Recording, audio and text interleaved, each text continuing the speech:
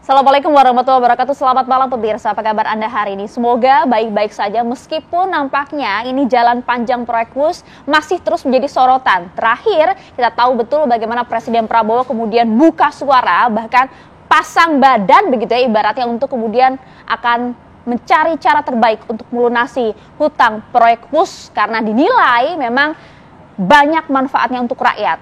Tapi nampaknya sejumlah pakar juga kemudian membahas hal ini, apakah ini sudah tepat langkah negara untuk turun tangan, untuk mengambil alih, dan bagaimana kemudian kebijakan ini bisa berpengaruh terhadap fiskal ke depan. Kita coba akan mengulik kebijakan dari pasang badan seorang Presiden Prabowo Subianto bersama dengan pakar kebijakan publik yang sudah hadir bersama saya pada malam hari ini. Ada Mas Agus Pambagio. Selamat malam Mas Agus. Malam, ya, apa kabar?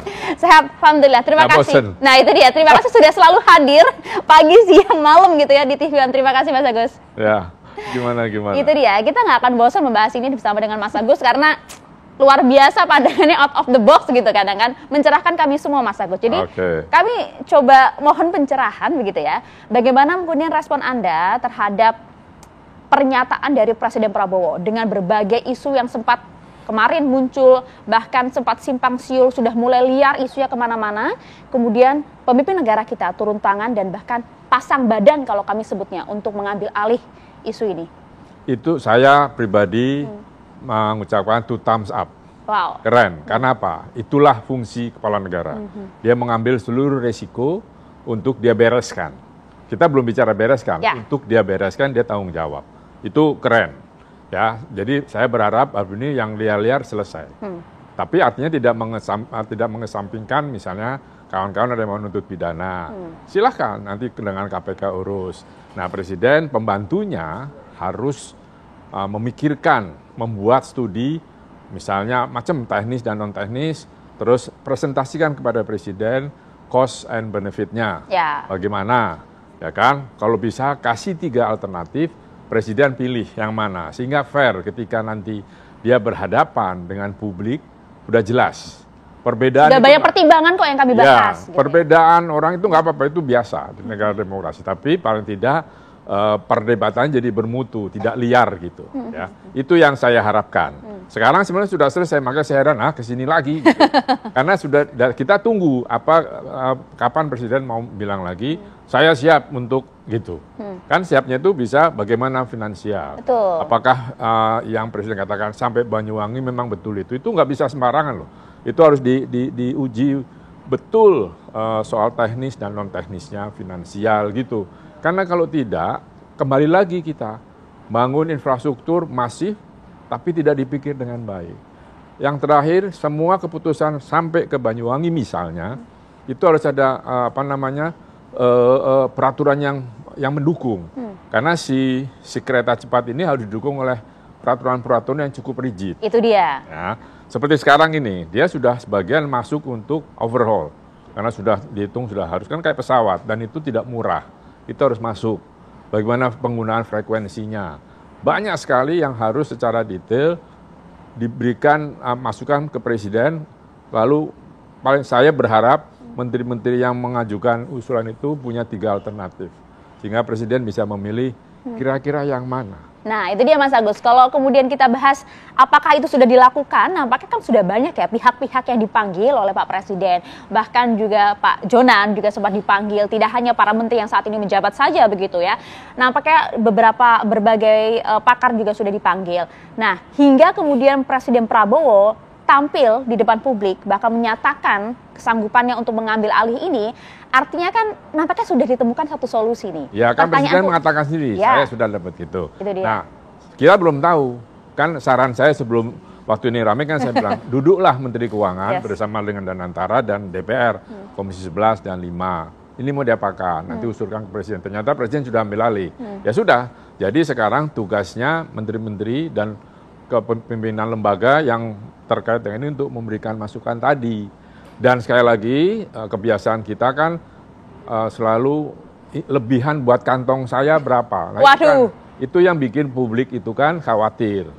Ya kan? Jadi sekarang kalau para menteri yang menteri atau pimpinan lembaga yang terlibat harus betul-betul memikirkan bahwa ini program bukan proyek. Itu biasa terjadi, artinya mindset utamanya para pejabat kita proyek saja begitu? Iya, lihat aja. Semuanya dianggap proyek, padahal kan kita maunya itu sebuah program yang baik. Jadi pemikirannya ya bagaimana publik itu bisa mendapatkan fasilitas infrastruktur dalam hal ini kereta cepat. Itu yang Pak Prabowo inginkan kan? Benar, yang Pak Prabowo katakan itu. Nah jadi sekarang pokoknya berikan Presiden gambaran. Saya selalu bilang 3 alternatif. Kenapa? Kan bisa ditimbang-timbang. Positif, negatif. Kalau yang dipilih presiden, ya itu presiden pasti tanggung jawab.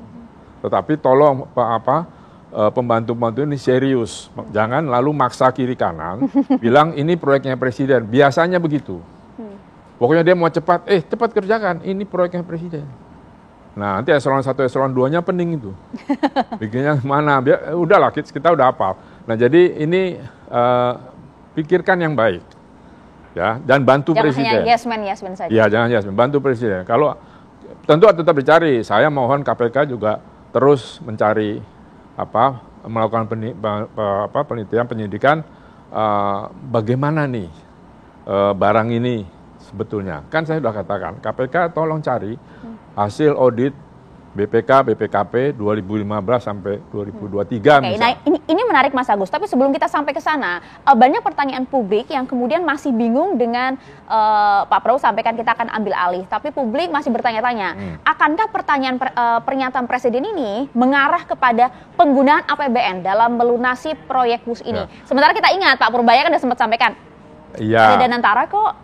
Pak, kalau perkiraan saya iya, karena dari mana lagi? Ya kan, paling kan utang lagi. Nanti utang lagi harus ditelaah, ahli finansial lah, saya bukan ahli finansial. Bagaimana kalau sampai ke sana ke Banyuwangi, karena presidennya mau tadi pagi saya sama Pak Ibu Bupati sudah kita diskusikan juga. Nah terus hal-hal lain yang sekali lagi dicermati betul gitu loh, karena susah sekali Mbak kalau kita tergelincir lagi itu.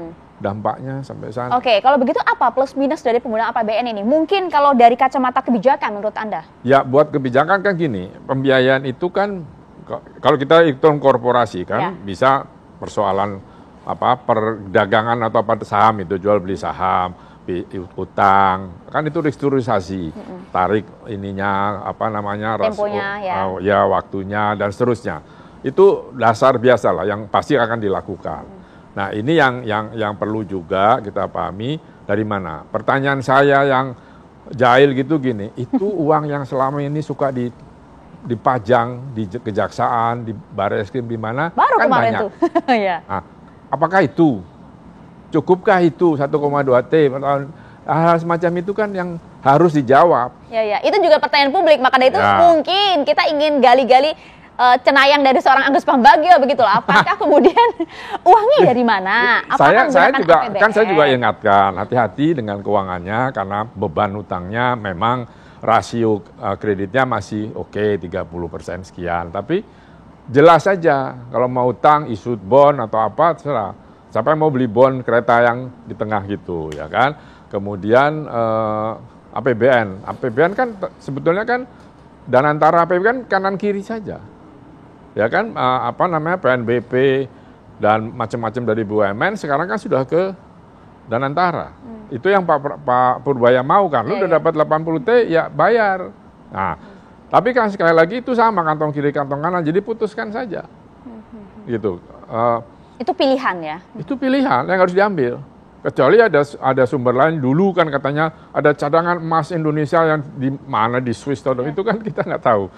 Nah, saya sih pikiran saya yang paling cepat itulah duit yang itu kan kita nggak tahu itu uang masuk ke kas negara apa yang hilang juga di jalan. Terus ngapain itu kan dipinjam dari bank, ngapain dipinjam taruh teman-teman TV Dorot itu kan harus minjem, tadi balikin bener nggak itu balikinnya? Itu yang kecurigaan publik, ya kan? Nah jadi pastikan sekarang Menteri Keuangan, sektor ekonomi Menko lah koordinatornya, coba tolong pikirkan dari mana sumber ini dan itu harus disampaikan. Undang-Undang 14 2008 soal keterbukaan informasi publik harus disampaikan.